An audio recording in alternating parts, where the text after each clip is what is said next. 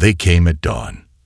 The first signs were the disturbances in global communications, satellite signals wavering like ripples in a pond. Then came the shadows, massive and geometric, crawling across cities worldwide as the morning sun found itself competing with the crystal-hulled warships of the Kesari Empire. New York's morning rush hour froze as millions stared upward at the largest of these vessels, a behemoth the size of Manhattan itself, its crystalline surface refracting sunlight into kaleidoscopic patterns across the steel and glass canyons below. The ship's design spoke of technological mastery beyond human understanding, every facet and angle screaming of alien precision and power. Inside the United Nations Emergency Security Council chamber, screens showed similar scenes playing out across the globe. Beijing, London, Moscow, Delhi, each had their own celestial shadow looming above. The council members sat in tense silence as technical teams worked frantically to restore full communications. At precisely 9:00 a.m. Eastern Standard Time, every screen, phone, and display device on Earth flickered to life with the same image, a humanoid figure with iridescent scaled skin and eyes that seemed to hold galaxies within them. Ambassador Cathrix of the Kesari Empire spoke, his words translated into every Earth language simultaneously. People of Earth, the ambassador's voice carried an artificial smoothness that made it more alien than his appearance. You have achieved something remarkable, quantum computing beyond the theoretical stage. This achievement has drawn the attention of the Kesari Empire, rulers of 300 star systems and guardians of galactic order. The Security Council chamber remained silent, but the tension was palpable. Council President Elena Martinez gripped her armrests, knuckles white, but face composed. Your achievement, while impressive for such a young species, presents a danger to galactic stability, Cathrix continued. The Empire cannot allow unregulated development of such technology. Therefore, we present you with a simple choice. Surrender your quantum computing research and join the Empire as a protected vassal state, or face immediate military action.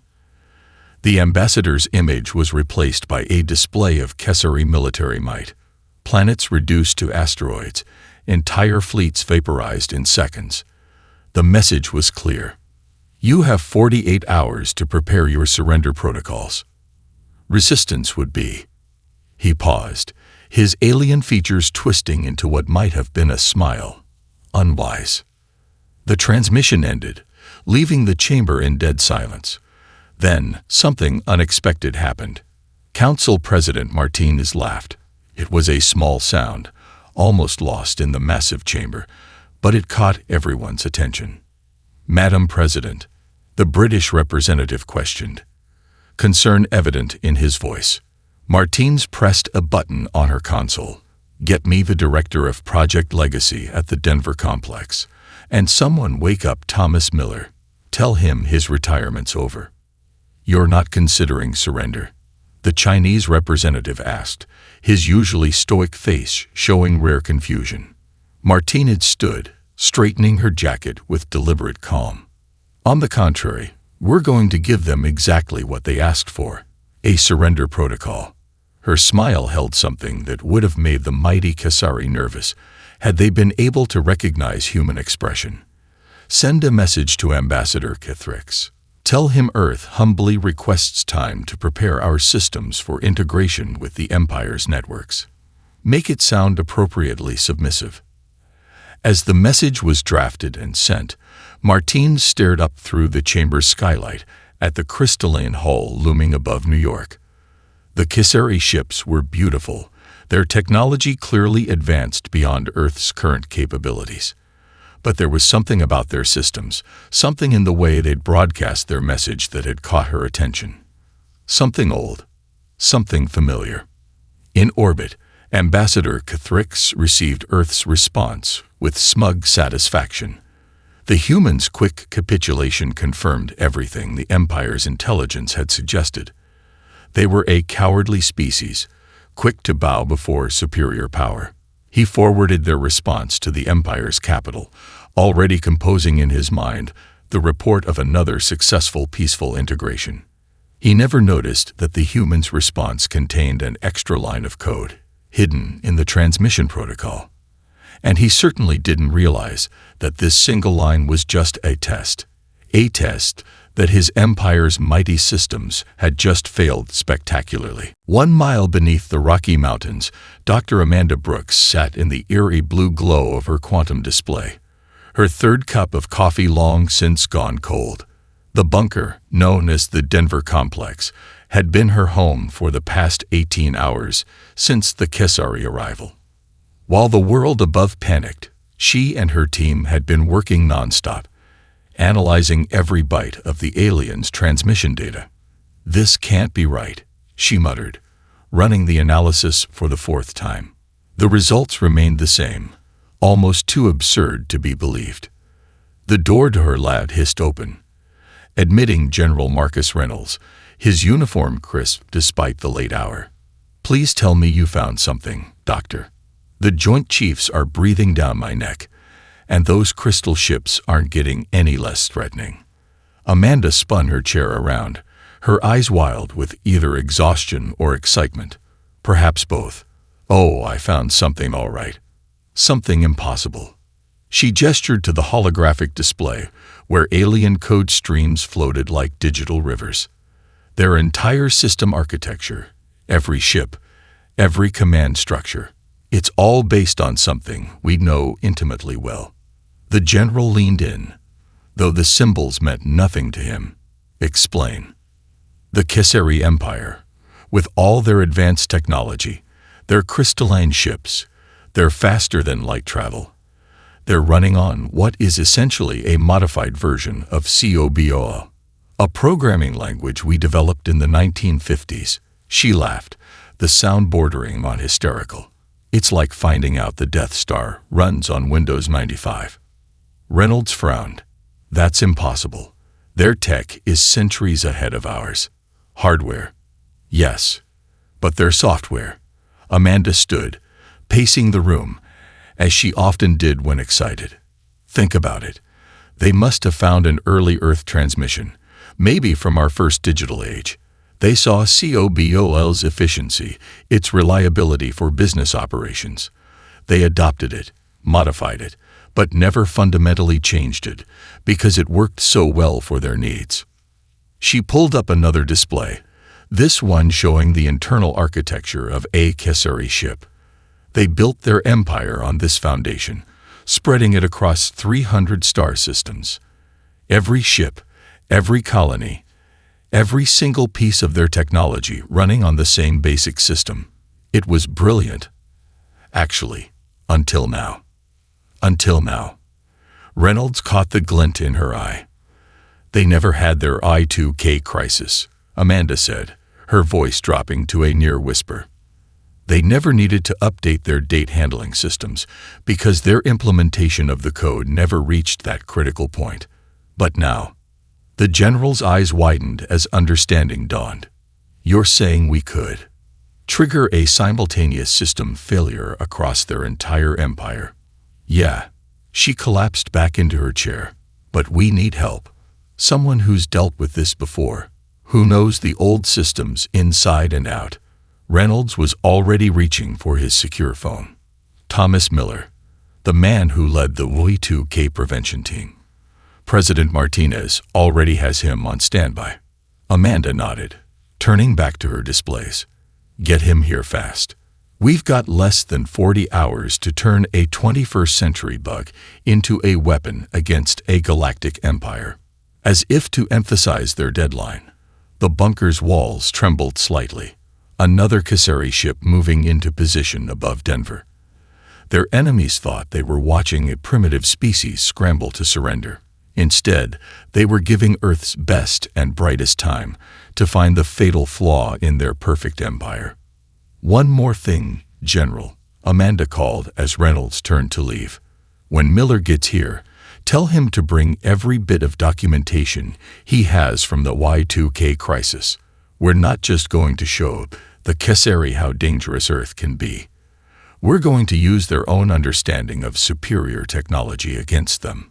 Above them, the crystalline ships continued their silent watch, their crew confident in their absolute technological superiority.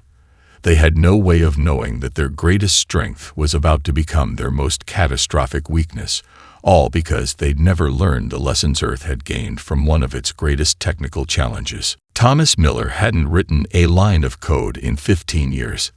His hands, once steady at the keyboard, now shook slightly as he adjusted his reading glasses.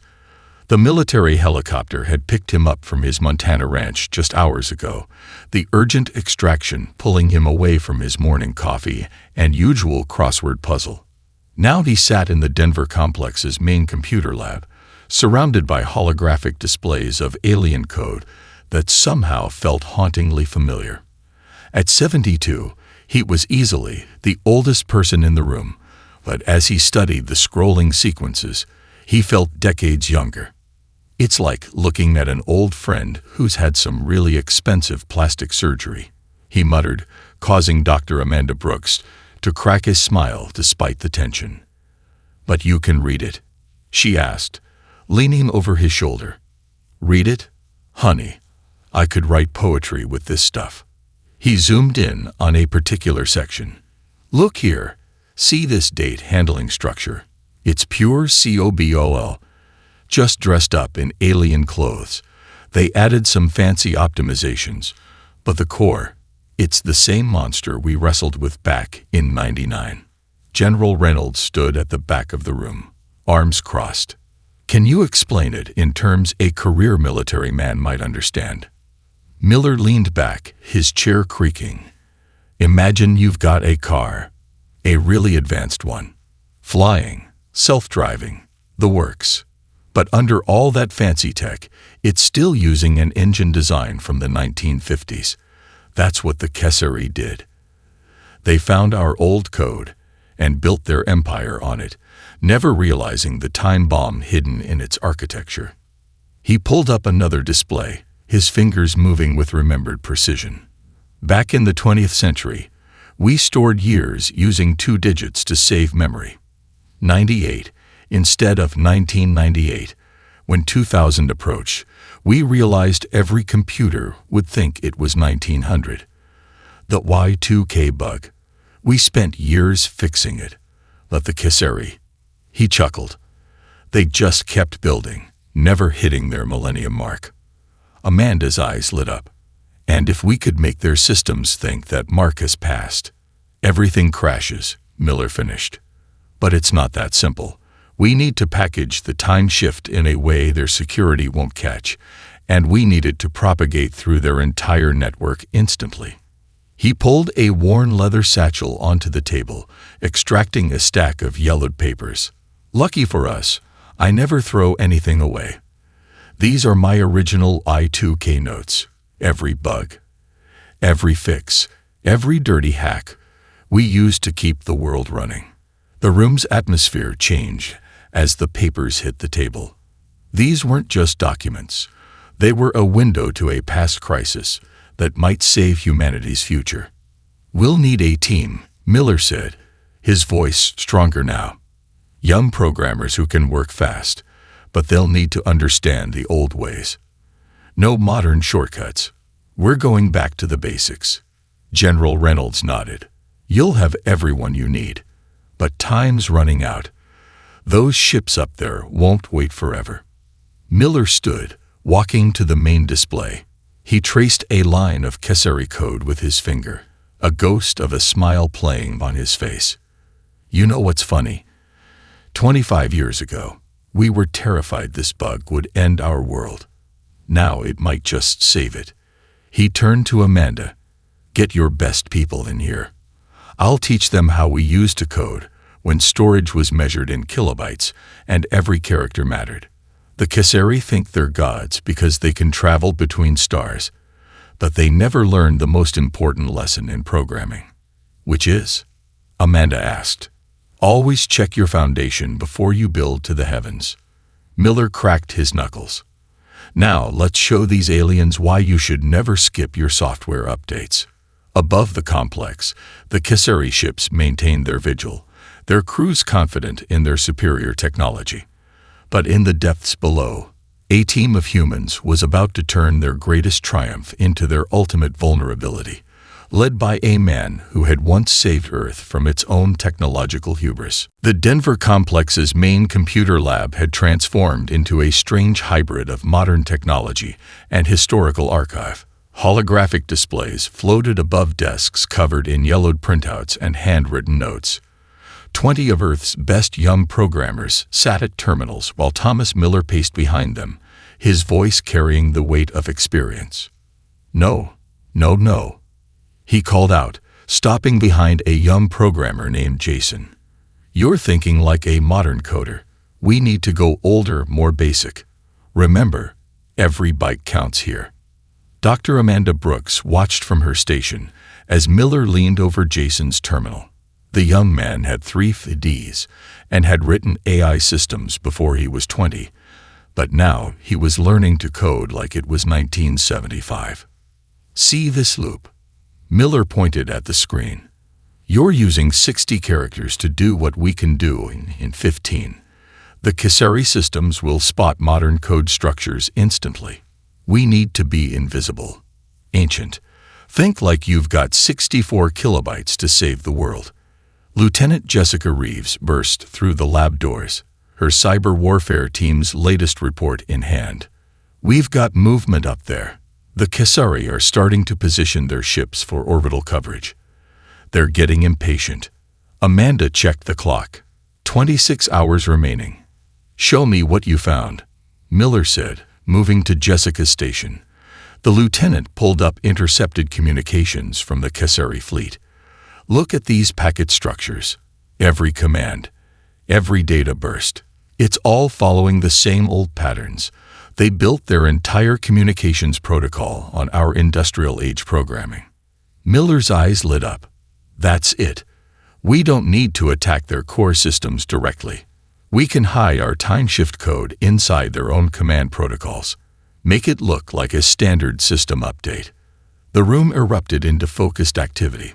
Amanda's fingers flew across her haptic interface, converting Miller's ancient programming knowledge into a weapon. Jason and his team worked on compression algorithms that would make their code appear as natural as possible to Cassari systems. Remember, Miller called out over the clicking of keys and the hum of quantum processors, we're not just writing code. We're writing history. Every character has to be perfect. One wrong symbol, and their security systems will catch us. In the corner, a junior programmer named Mike raised his hand. Sir, I think I found something in their network architecture. They're using a broadcasting system similar to our old emergency alert network. Miller rushed over, his eyes scanning the display. A slow smile spread across his face. Good God, they really did copy everything. They're using the same emergency override protocols we developed during the Cold War. Amanda, get over here. Dr. Brooks joined them, and her eyes widened as she understood. We could piggyback our code on their emergency channels. Every ship, every station would have to accept the transmission. Exactly, Miller said. But we need to test it first. One small mistake, and we'll lose our only chance. General Reynolds, who had been quietly observing, stepped forward. How do we test something like this without tipping our hand? Amanda's response was cut off by a low rumble that shook the complex. Above them, another Cassari ship had moved into position, its crystal hull casting prismatic shadows through the mountain rock. We tested in pieces, she said, her voice steady despite the vibrations. Hide components of the code in our surrender communications. If they accept those, we know our final package will get through. Miller nodded, already moving back to his station. Start breaking it down.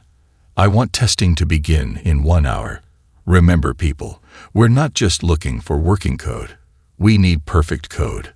The kind of code that would make a 1960s IBM programmer cry with joy. The room settled into a rhythm of intense concentration. broken only by Miller's occasional instructions and the distant rumble of alien ships. They were building something that had never existed before, a bridge between Earth's digital past and humanity's interstellar future, one line of ancient code at a time. Time ticked away as they worked, each moment bringing them closer to either humanity's greatest victory or its final defeat. But in that underground lab, surrounded by the ghosts of Earth's technical evolution, the team had found their weapon. And it had been right under their noses all along. Marcus Thompson, UN chief negotiator, adjusted his tie for the 7th time in an hour. The holographic projection of Ambassador Thrix loomed before him in the UN's special conference room, its crystalline scales catching light that wasn't really there. "I must express concern over these repeated delays," Thrix said, his artificial voice carrying a note of irritation. "The Empire's patience is not infinite." Thompson bowed slightly, a gesture his team had calculated to be just submissive enough. "Most honored Ambassador, I assure you that each detail is essential for proper integration. Our systems are primitive compared to yours. We must ensure no unfortunate technical mishaps occur during the transition." In his earpiece, Dr. Amanda Brooks whispered, "Test package Delta is hidden in this transmission. Keep him talking for at least 45 seconds. Perhaps," Thompson continued smoothly, "we could review the quantum field synchronization protocols again. Our technical teams are particularly concerned about the buffer overflow implications." Behind the scenes, in the Denver complex, Amanda and her team watched lines of code stream across their screens. Each word Thompson spoke carried hidden packets of their specialized code, testing different components of the Kesari systems. "Package Delta accepted," Jason reported, his voice tense with excitement. Their automated security didn't even flag it. Thomas Miller nodded, making notes on his ancient paper notepad. "That's 4 for 4. Their system is reading our old protocols exactly as we predicted. Time for the real test." Back in the conference room, Cathrix's hologram shifted colors, a sign of growing frustration. "These technical details are beneath the Empire's concern. Your systems will be upgraded once integration is complete." "Of course, honored Ambassador," Thompson said, fighting to keep his voice even. "However, our engineers have prepared a small test package, a simple data burst to ensure basic compatibility. Would you permit us this small measure of reassurance?" In his earpiece, Amanda's voice was barely a whisper. "Initiating package Omega. This is the big one." Cathrix made a gesture that might have been a shrug. "If it will accelerate this process, proceed." Thompson pressed a button on his console, sending what appeared to be a simple data package. In reality, it contained a compressed version of their full attack code, hidden within what looked like standard system diagnostics. In the Denver complex, the team held their breath. This was the moment of truth. If the Kesari detected their true intent, everything would be lost. Seconds ticked by. "Package accepted," Amanda finally announced, her voice shaking. They didn't spot it. The Trojan horse is inside their walls. Miller laughed out loud, earning strange looks from the younger programmers. They're so advanced, they'd gone full circle back to naive. Their security is looking for modern threats, quantum hacks, AI intrusion. They never expected an attack using methods from the dawn of computing. Thompson, meanwhile, continued his diplomatic dance. "We're receiving the test results now, Ambassador. Most promising. Though perhaps we should run a few more." "Enough." Cathrix's hologram flared brightly. "You have 12 hours remaining.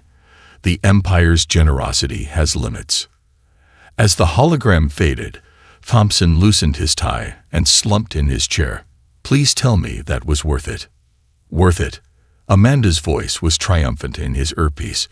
"Mr. Thompson, you just helped us prove our entire strategy will work.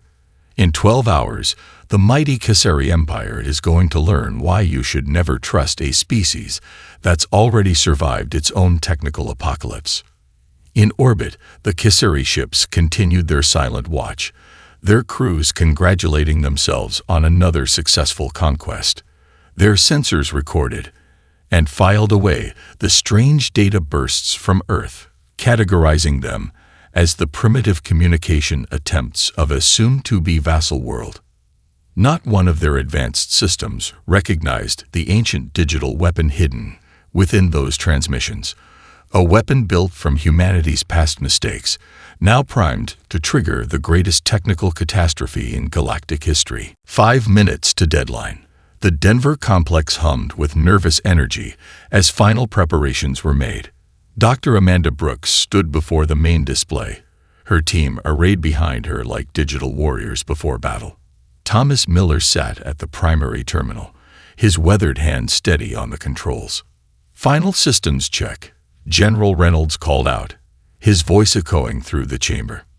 "Package Epsilon is primed," Jason reported from his station. "Compression algorithms at maximum efficiency. Emergency broadcast channels identified and targeted," Lieutenant Reeves added. "We've mapped every Kisari communication node in the solar system." Amanda turned to Miller. "Are you sure about the timing sequence? We'll only get one shot at this." The old programmer nodded, his eyes never leaving his display. The beauty of the Y2K bug was always its simplicity.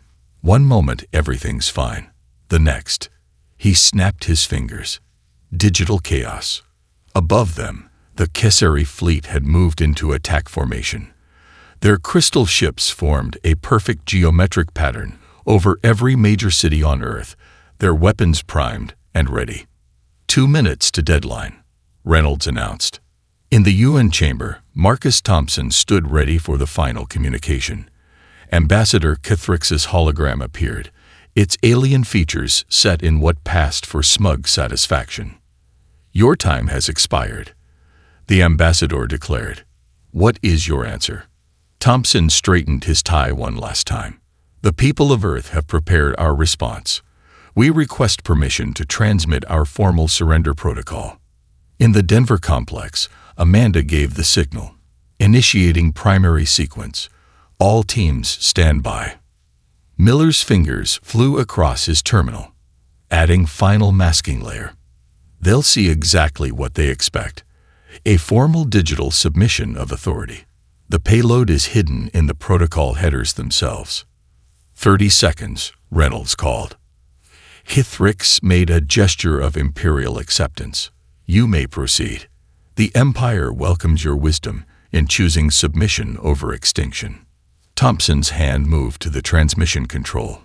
In his earpiece, he heard Amanda's voice. "Everything we are is in this moment. Send it." With humble gratitude, Thompson said, his voice steady, "We submit ourselves to the Empire's greater glory." His finger pressed the button. In the Denver complex, screens erupted with activity. The hidden code, crafted from humanity's past and wrapped in layers of ancient programming, shot through space toward the Kisari fleet. "Package away," Jason called out. Initial reception confirmed. Miller's eyes were glued to his display. "Watch for the cascade. It'll start small." Aboard the Kisari flagship, systems began to process Earth's submission. The code slipped past their advanced security, looking like nothing more than primitive Earth protocols. Then it reached their core systems. "There," Amanda pointed at her display. "The time shift is triggering." Through their monitors, they watched as the first Kisari ship's systems began to fail. Its crystal hull darkened as internal systems crashed, unable to handle the sudden jump of thousands of years in their dating systems. "It's spreading through their network," Lieutenant Reeves reported, her voice rising with excitement. "Every ship in orbit is being affected." In the UN chamber, Kithrix's hologram flickered and distorted. What have you done?"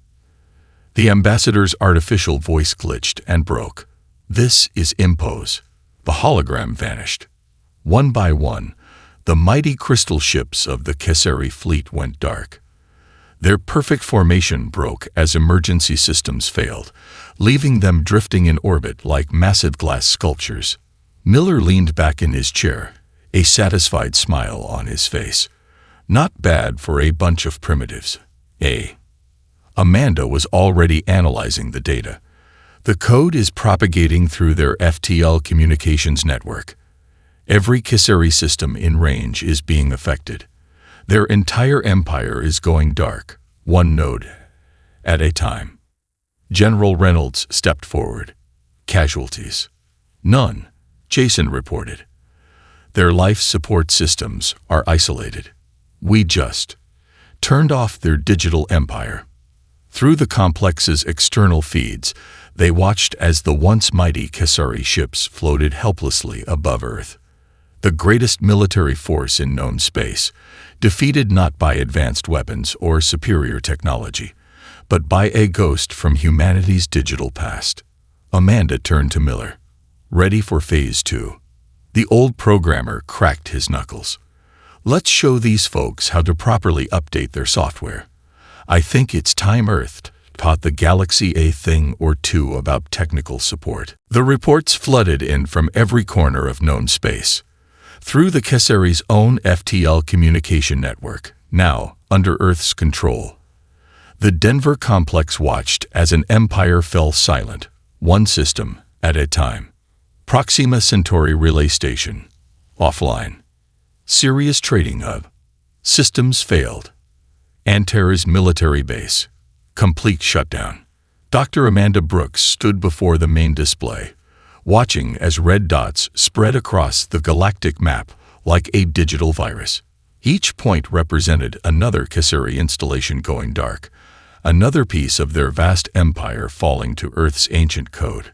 It's beautiful, in a way, Thomas Miller mused, sipping his first cup of coffee in 20 hours, like watching digital dominoes fall. Lieutenant Reeves burst into the room, her tablet displaying new data. We're getting reports from the Kesari homeworld. Their entire planetary grid is crashing. Transportation systems, commerce networks, defense grids, everything's going down. General Reynolds frowned. Casualties? None reported. Amanda replied, scanning the incoming data. Just like we planned, their basic life support and essential services are untouched. We only targeted their command and control systems. On the main screen, they watched as a recording from a Kesari newsfeed showed the scene on their capital world. The once gleaming crystal spires now stood dark against the alien sky. Streets once filled with floating vehicles were now silent, their traffic control systems offline. Message coming in, Jason called from his station. It's being broadcast on every frequency they have left. The screen shifted to show a group of Kesari officials, their scales dulled with stress. The one in the center spoke, their artificial translation software barely functioning. People of Earth, you have demonstrated power we did not believe possible. Our empire stands silent, our technology useless. We request terms. Miller chuckled. Funny how quick surrender or die turns into let's talk when the tables turn. Amanda was already moving to her station. General, I think it's time for Phase 2. Show them why Earth is different from any other world they've tried to conquer. Reynolds nodded and opened a channel to the UN Security Council. Within minutes, Marcus Thompson's face appeared on a secondary screen. The Council has approved Operation Restoration, Thompson announced. You have authorization to proceed. Amanda turned to her team. All right, people. Time to show the galaxy what real technical support looks like. Jason, begin uploading the recovery packages to their emergency systems. Lieutenant Reeves, coordinate with the Space Force. We're going to need teams ready to board those ships in orbit. Miller stood, his old bones creaking. I'll start preparing the training materials. These folks need to learn proper system administration from the ground up.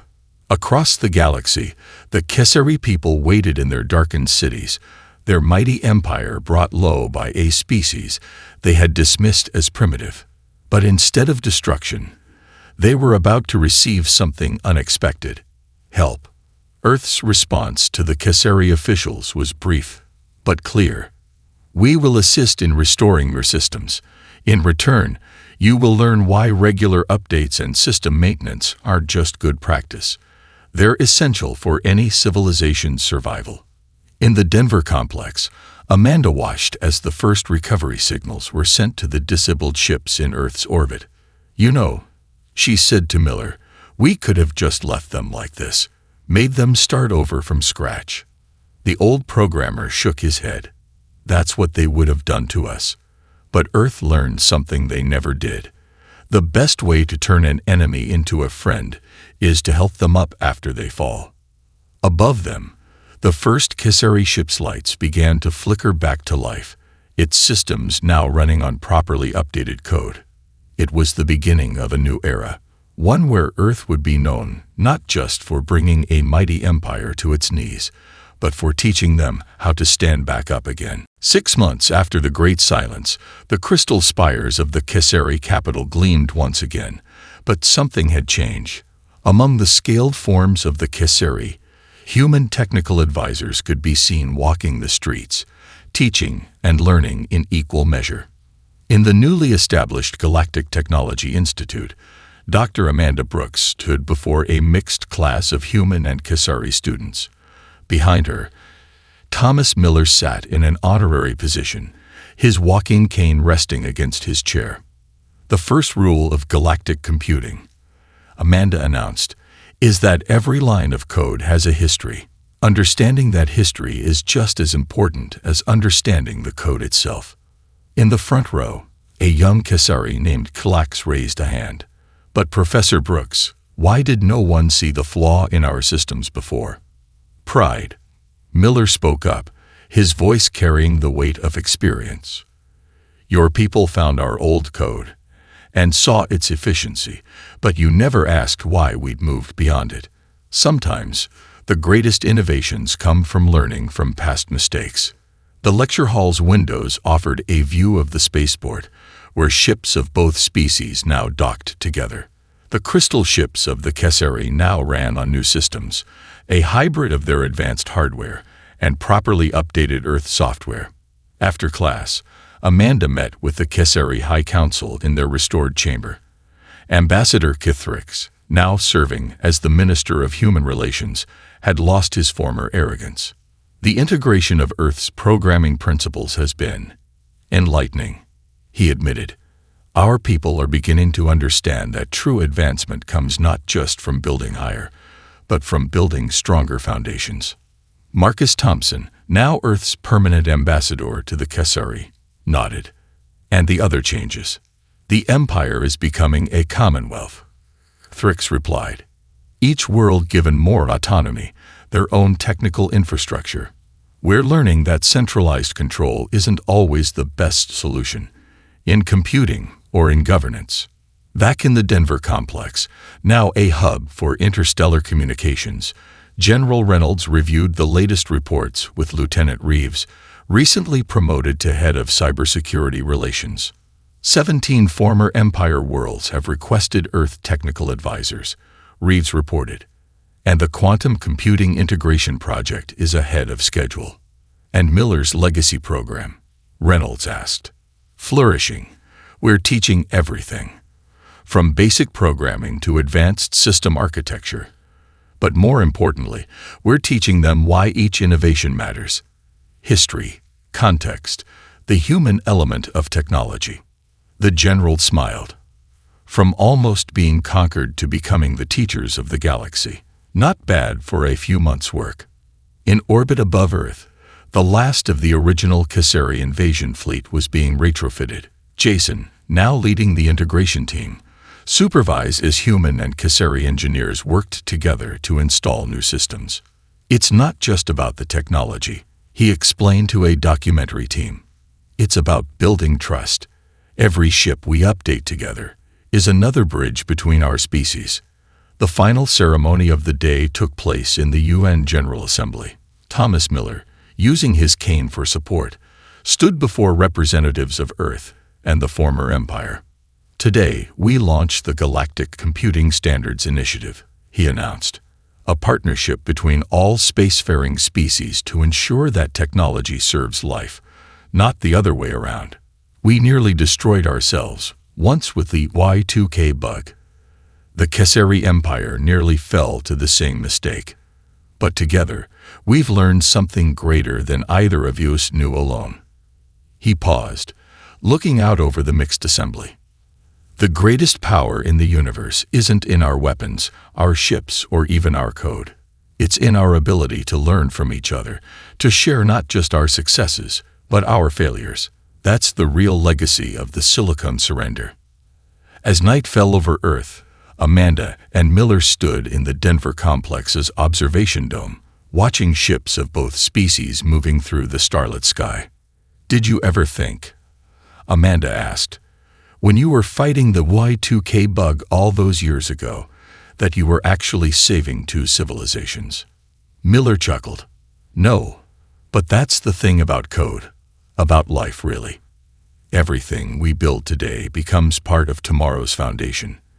The only question is whether we build it strong enough to hold what comes next." Above them, a new ship took flight. Crystal and steel, human and Kesari, past and future combined. A symbol of what could be achieved when ancient wisdom met new horizons, and when victory led not to dominance, but to partnership.